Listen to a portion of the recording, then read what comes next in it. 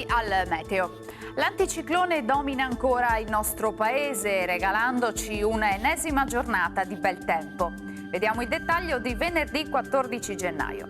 Sul Veneto sarà asciutto e stabile, anche la nostra regione è protetta dall'alta pressione, tanto sole dappertutto, cielo sgombro da nubi, salvo possibili locali foschie o nebbie in pianura verso sera.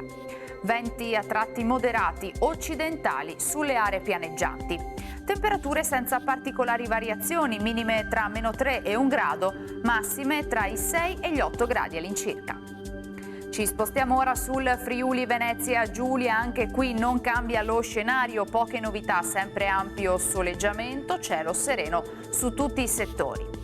Temperature minime tra -2 e 2 gradi, massime sui 7-10 gradi all'incirca. Infine ci spostiamo sul Trentino Alto Adige, dove non sono previste piogge, tanto sole con qualche velatura ma del tutto innocua. Temperature minime intorno a -1 grado, massime sui 9-10 gradi.